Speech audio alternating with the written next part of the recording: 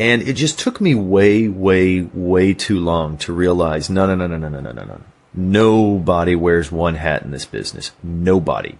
And I mean Denzel Washington doesn't. Tom Cruise doesn't. The Rock doesn't.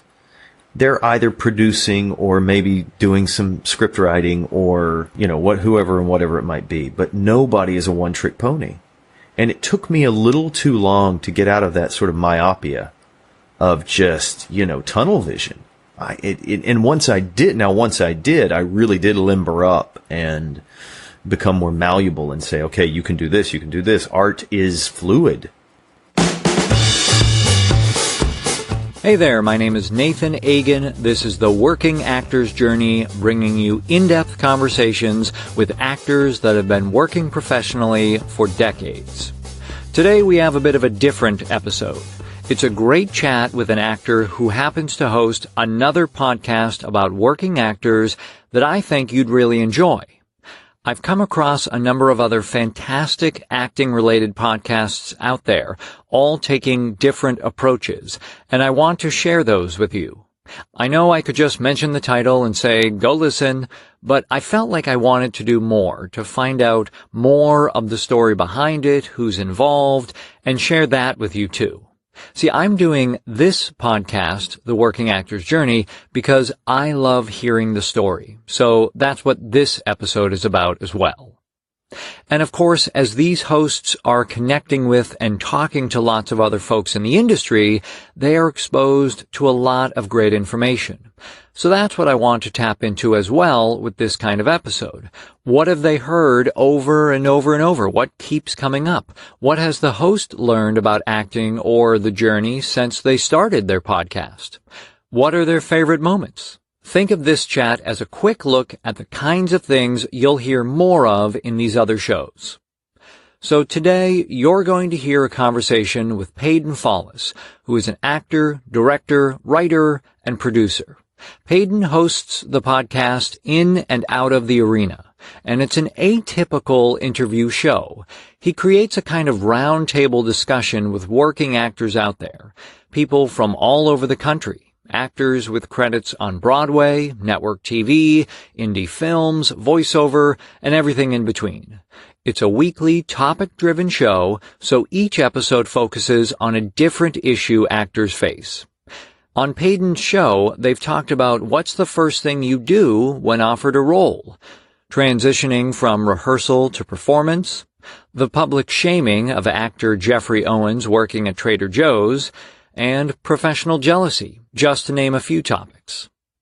I hope you enjoy this conversation and this experiment. I'd love to hear what you think about this kind of episode, if it's helpful, and if you'd like to hear more like it. Reach out to me on Twitter at The Working Actors. That's The Working Actors, but without the I. Or if you prefer, you can send an email to podcast@theworkingactorsjourney.com.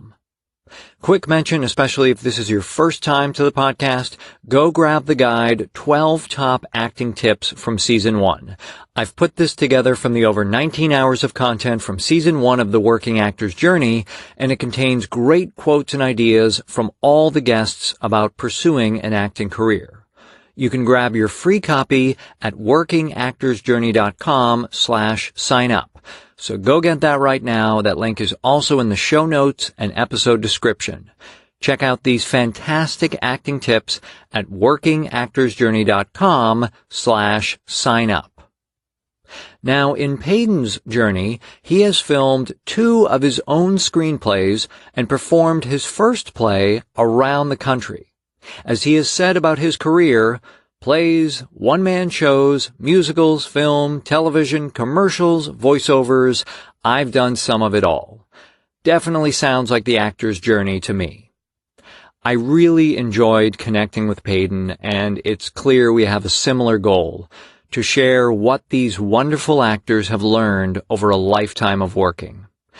I also really enjoy the format of his show, and I've got to mention, his introductions in his episodes are fantastic.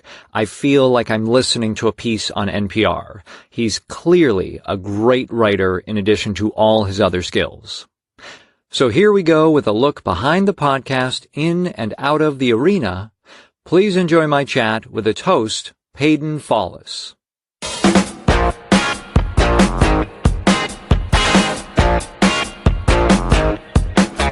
I know you have acted and worked in both Texas and New York, and now you're in Atlanta. You're based there. Where would you say you are in your journey right now? No, it sort of made me smile when I saw that as the first question. Then I thought, well, of course that would be the first question. It's the title of the show. What was I expecting? That I don't have a clean answer. And frankly, maybe that's to be expected, or maybe that's just how I am. But, cause in some respects, I'd like to say that I've got some skins on the wall as a actor, producer, screenwriter, a little bit of directing, but I've got some skins on the wall. So I think, if we're looking at this journey from A to Z, I'm a good ways down the road. And then yet by that same, the other side of the coin is it's like, no. I'm still a pup. I've got a lot to do. I'm 43 now, and I feel like some opportunities are just starting for me. And so, where I am on the journey, sometimes I want to be like, oh my, please don't tell me I'm too far down the road. I'd like to think that there's a lot more coming. And, obviously to a degree, that's just the nature of the beast, and we never quite know. I made a joke recently not a joke, but I made an observation to an actor friend, mentioning myself as sort of being in the midlife phase of my acting career. And he's in his 70s. And he said, well, I still feel like I'm in the midlife phase of my acting career. So, touche. So it's something that I don't know that I can grab a hold of clearly. I try to be smart. I try to be opportunistic. I go where the work is. I was originally from Texas, and yes, have worked there some, but spent 16 years in New York, a little bit of time in LA, a little bit of time in Seattle, and Austin a little bit of time in Austin, yes, but Atlanta, the market's just huge here. And when I sort of just and I'd never even been to Atlanta, I'd never been to Georgia. So when I took a step back and just looked at the reality of my situation, I said, go there and give it some time and, see if you can build a little something, down in the Southeast. And it's going all right. Well, that's great to hear. Yeah. So, but, just to put a button on that. Yeah. I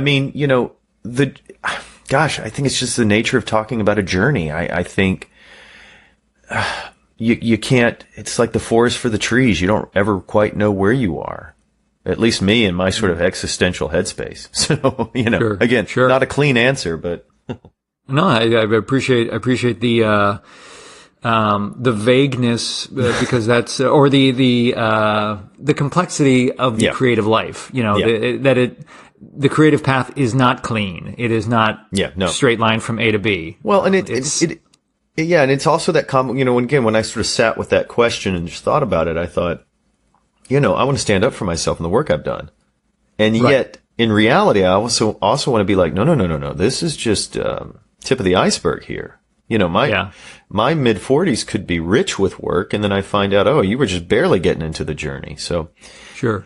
It's all an exercise in uncertainty and just being willing to, trust and, take a risk and see what happens and what you can learn from it. And then continually take that risk. And then it's like I was telling somebody, it's like, I've worked pretty hard ever since I've started in the career in the, late 90s. And, but you always have to, it's like, okay, I've been walking on a tightrope, and you're like, well, that's not good enough anymore. You've got to now it's like, take the net out from under the tightrope. Okay. Now the risk is higher.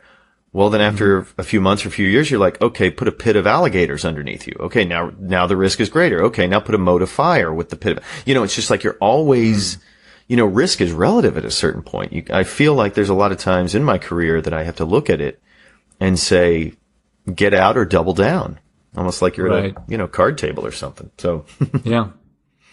Well, so then the decision to do the podcast in and out of the arena, what was the turning point for you from idea to execution, and where did the genesis of that come from?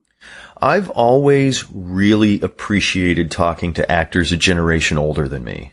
They, whether it's just there's not as much competition, or maybe no competition with them, and that they can sort of set a path or a trail of some kind that you can follow, or it's just maybe that they're a step more removed, not completely, but a step more removed from maybe all the anxiety and insecurity that you're feeling. And again, it's not like they're completely removed. I think to be in this business is to be anxious and uncertain, but maybe they have just a little more perspective. But even when I got out of acting school, I went to acting school at the American Academy of Dramatic Arts in New York. I remember having, like, when I could find time with an actor that probably had at least 20 years on me, I was just like a sponge, and I loved it. So over time, maybe, 5 years ago, I thought, this is, and I'll also say, as a writer, I spend a lot of time interviewing people in all walks of life. So I also enjoyed just that process of interviewing, digging in, trying to ask the right question, trying to get, steer a conversation a little bit. And what I really wanted to do with this was go visit actors all over the country and do a video. I mean, almost something that could play on PBS or something, but these little short interviews where we're sort of opening up a cross section of people, again, that I think are underrepresented. And also, one of the things I try to focus on in the podcast is this is a podcast about workers, union members, people that punch a clock, people that, show up on time. It could be any industry. They just happen to be in a creative industry in the arts. And so, I have a dear friend, Annalie Jeffries, who lives in Brenham, Texas, on a beautiful ranch. And I just thought, oh man, I would love to go down to the ranch and shoot her and just ask these questions and pick her brain.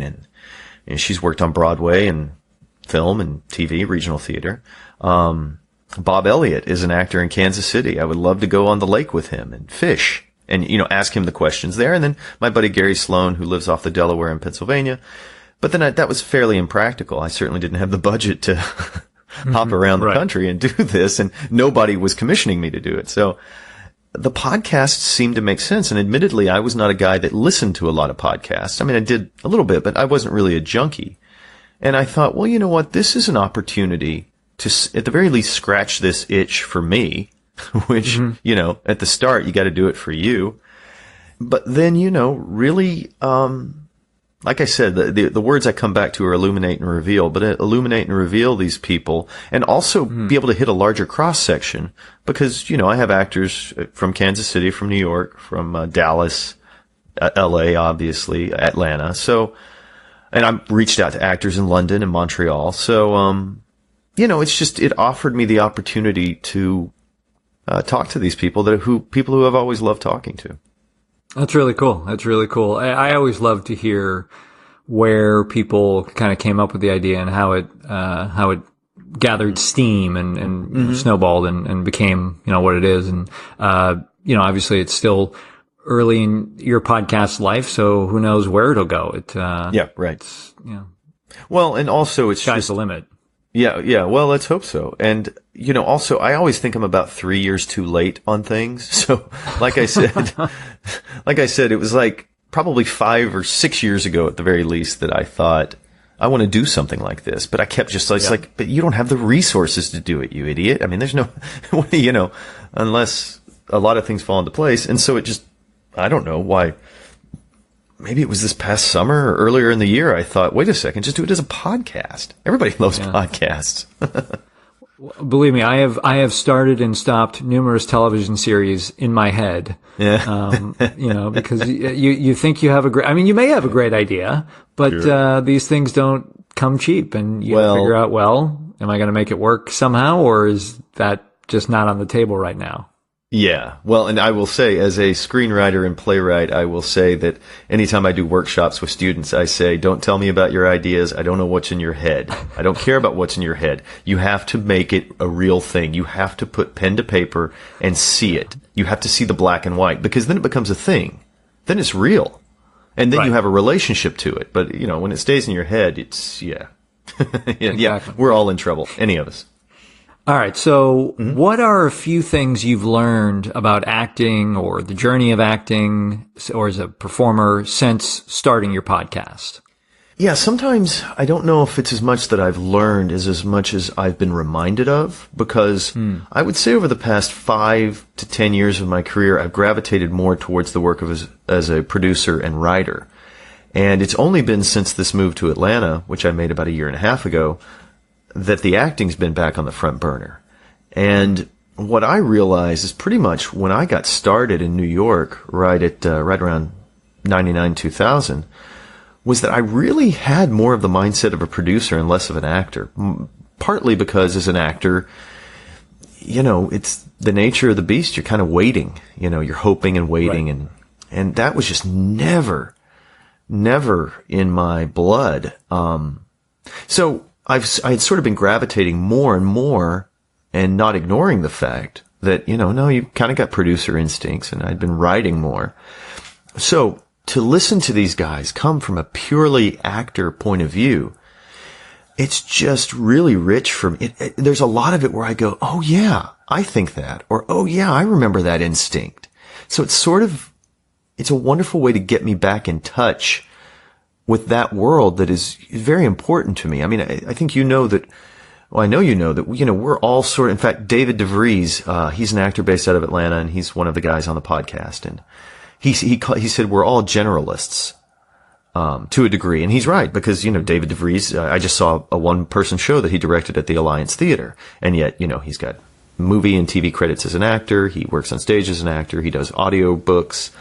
So, yeah, we're jack of all trades, and to a certain degree. But I think my headspace had been more in the writer-producer world. And so it's just been a nice way to sort of reframe the profession through the eyes of an actor. And it's little things. It's hearing, Lou Temple repeat the phrase, they don't call it catching, they call it fishing. And I don't always know what he's applying that to when he says it, but I appreciate it. It's hearing Gary Sloan really do battle with the Jeffrey Owens Trader Joe incident that happened earlier in the year, and this idea of what is work, what is worthy, why are we doing it? And it was, Gary really went there with it. This idea of how he saw himself and the value of work. Keith Hamilton Cobb always puts a very interesting spin on my questions. I mean, in fact, now I'm just waiting for the curveball. But he's coming from his place, 100% authentic. And Nan McNamara, who's been a wonderful addition, I should say. She's out in LA. I can just tell by talking to her, she is always prepared. You're not going to take her by surprise. And so it's just been nice touching base with that world again, sort of unblemished, pure actor point of view. And it's really great. That's cool. I don't know if that answers the question. Yeah, no, it's, it's been a similar experience for me, to reconnect with acting through this lens. It's not what people think of, in terms of, well, how are you going to stay connected to theater or acting? Oh, I'm going to talk to a bunch of, veterans of the acting world. But you're right. It does give you, either so many different perspectives or so many reminders of things that you just, haven't kept in the forefront of your mind. Yeah. And we're not all that different, and yet at the same time, we have our own ways of couching it, or own ways of framing things, or somebody comes from this perspective versus this perspective. I've noticed I've gotten into a rhythm with, especially some of the participants, the actors who have been through more episodes now, because I'm folding in more and more people, which is great. But some of the ones who I've heard from a handful of times, it's like, okay, I kind of know where he's going to start with this question, or I know where her entry point will be. But just because I know that doesn't mean I know where this thing's going to lead. And so, yeah, it's refreshing. Yeah. Yeah. Oh, absolutely. Now, you've mentioned a number of them as we've been going along, but I'm curious if you have, maybe not favorite? a favorite moment or one of your favorite moments from the podcast. Yeah, no, I knew. I mentioned, look, the Trader Joe's episode was interesting to me. I mentioned Gary specifically, but all of them sort of dealing with this. We all know going into the business. Well, maybe we don't know, but we should know that you're going to be lucky if you're not waiting tables or slinging drinks or, parking cars or, working in real estate, right? I mean, you're going to be, that's just part of it. You don't want to live there. You don't want to dwell on that. And then when you get into the career and you realize, yeah, you're a freelancer and this job is one job at a time. And, I feel like as moderator of this, one of my roles is really to try to get people off the sort of typical answer or maybe the first thing that comes to mind. I really want them to dig a little deeper. And as I was listening to everybody's response, I mean, there was this sense that, okay, I'll put it to you this way. I think all work should be valued, absolutely. But I do think there's a difference if I'm, say, playing Hamlet at the Mark Taper versus driving for Uber. It does not mean driving for Uber is bad or anything like that. And maybe my problem is that I'm trying to equate two things. And that's not what I should be doing. But I just couldn't help but think, these guys have done a lot of great work. And then I also know they've waited tables. And you can't tell me that both are in the same arena. Both are in the same world. And there was just something, I didn't know that episode would spring up so many things in me. But it did. And I think it's because they were honest and they were, forthright and weren't afraid to, politically correct's not the word, but not afraid to say what was on their minds, on their hearts. Right. Also recently, there was an episode we did on professional jealousy. I think it was 2 weeks ago. And that's a beast, man. I mean, I had a hard time even trying to frame, because I really script my intros pretty clearly. And I was having a hard time talking about it because it's not something that I like talking about. It's not something that is redeeming and makes any of us look good. And so, yeah. Do you know that line from The Dresser? I don't know if you've heard this quote before. The play The Dresser, I think, and they did a film of it recently. It's an older actor. It's between two, an older actor and his dresser, and the older actor. Did Albert Finney do this? He may have done a film version. I know they did a recent version with McKellen and Anthony Hopkins. Oh, okay. Sorry. And but the older actor, he's talking about another older actor he knows, and he says, "I saw his Othello. I was pleasantly disappointed." And I think that really encapsulates how easy it is to feel that way. You have to be very wary of walking around with that kind of attitude. Yeah. Well, I think it's human, and I think it's not a meritocracy. So I mean, things just I've spoken with students before. I said you could accomplish more in 1 month than I've done in 20 years, and of course not really, but but by certain metrics they could. It's not impossible. Sure. It's not likely, but it's not impossible. But I think the level of competition and stuff like that, that's just inherent. But I think the one thing that can never, and it might take hold, but you can't live there, the one word that I just try to fight at all times is bitterness. Because I don't think you move from bitterness. I think bitterness is a dead end. I think frustration, I think, disappointment, whatever. I think you can navigate those. But bitterness is you're just not winning that game. That's just a road to nowhere so fast. Right. No, I'll tell you, I think I haven't been more excited or fired up about acting or being creative than when I've gone to see a piece of theater and been so thoroughly disappointed.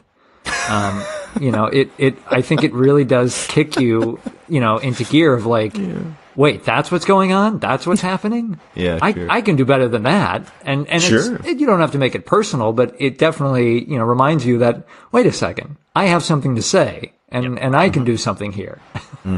So yeah, you're right. Disappointment can be healthy. Yeah. I mean, and ultimately, all sorts of things stoke the fire, and sometimes they come from a more negative place, and that's fine as long as you know how to, use it for good. Yeah, exactly. You're not. I feel like Stan Lee or somebody, writing what's the quote from Spider-Man that's so famous? Power and responsibility. Great power comes great responsibility. Yeah. But exactly. I would also, the one other thing going back to your original question, were specific moments. I sat with when Keith Hamilton Cobb quoted a Buddhist phrase, before enlightenment, chop wood, carry water. After enlightenment, chop wood, carry water. And that, I was just like, oh man, I love a good quote, because it just stays in the brain. I just can't, And I remember when he said that, I can't even remember the episode. It might have been the one about Trader Joe's, honestly, come to think of it. But it just rattled around in my brain and still does. That's cool. Yeah, that is a great quote. Mm-hmm. Okay, so another question I have for you is, are you seeing any new or recent trends in the acting business, in the acting profession? Well, I think we can all, to what degree this is new, I have no idea, but I think we all know YouTube stars are getting, sometimes it matters. Right. Well, I probably shouldn't say this, but I don't have an Instagram page. But, if AMC wants me to work for them, I better get one pretty quick, and I better get some followers along with that. And this idea that your social media pages can really have an impact on this is, I mean, I'm a bit of an analog guy. I'm 43, but sometimes I feel like 433 years old with some of this social media and all this stuff. I feel really behind the times. And so the fact that would drive casting, I shouldn't say I'm surprised, because I don't know that anything surprises me, but it's just like, oh, okay, that's a real thing. The acting world's always been inundated with people who aren't actors, whether they come from other, creative, rappers, singers, athletes, whatever they do. The Rock, for God's sakes, Yes, yeah. He's the number one grossing actor in the. But to me, he seems sincere. To me, he seems like he wanted to do this, and he does it to the best of his ability. And it's like, right. I don't care if you trained at Juilliard. What do I care? I mean, it makes no difference to me. So, right.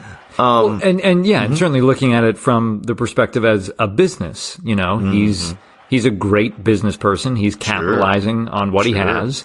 And who can fault him for making a lot of money and putting out content that other people seem to enjoy? Absolutely. It's, I think it might have been Gary Sloan who said, I think on maybe the episode that I just posted this past week, he said, acting in TV and film, that's the new nobility. And the thing that sort of I have got actors on this podcast who have done most of Shakespeare's canon. Shakespeare, who I think we would all claim is the, top of the heap when it comes to difficulty, and, it's the pinnacle. Right. And it tests an actor, probably right under that, you put Chekhov and Eugene O'Neill and others, but, Shakespeare's always going to be the one. And these guys have done it at some of the top, not just Broadway, but off-Broadway, and some of the top regional theaters in the country, Louisville, Hartford Stage, Shakespeare Theater in D.C., wherever. And, the fact that is not given more, I don't know, respect, or just, these guys, this isn't, a lot of the roles I read for doctor, lawyer, cop, I'm walking in there, I'm saying 3 or 4 lines, and I'm getting up. It's not particularly difficult. There are some difficulties to it, but the roles in and of themselves, my goodness. But, these guys are doing some heavy lifting. And, it just makes me sad that maybe there's not more, respect given to that. Maybe there is, I don't know, but I don't know the changes. Going back to the question, the changes in acting, it just seems to me like there's always a churn, and I don't know, and I always just try to maintain me and be honest and bring what I think I bring to the table. I try not to look sideways but look forwards, and right. So I think there's a lot of stuff happening that I'm probably blissfully ignorant to. Yeah. Well, yeah, and I mean, I don't know, over the last 150 years, how much has stage acting become more niche in terms of the people that either respect it or patronize it, or if it has always been just a subsection of the population, even going back to vaudeville, I don't know. Yeah, I don't know. I will say this. I have a great deal of respect for the Ethan Hawkes and the Billy Crudups. And you could name a bunch more that I'm not thinking of. Tate Donovan, people like that who could be just cranking out movie after movie after movie after movie and, getting the great pay that goes along with it. But instead say, no, I got to feed the soul every once in a while. Right. I've got to, in fact, as a matter of fact, and I might be misquoting here, but I think I did see this quote, and I thought it was really cool because Chris Evans, who I've never considered a stage actor, but then what do I know? I don't really know his work much on film either, but he was recently doing Lobby Hero, Kenneth Lonergan's Lobby Hero. Oh, Broadway. Right, okay. Yep. And that's funny. I had seen it with Tate Donovan probably 15 years ago, but okay. There was a quote from Chris Evans, and again, heaven forbid I'm misquoting him, but at least I'm not. I don't think this makes him look bad if I am, but he said something along the lines of, "I didn't know that theater was the thing I was missing."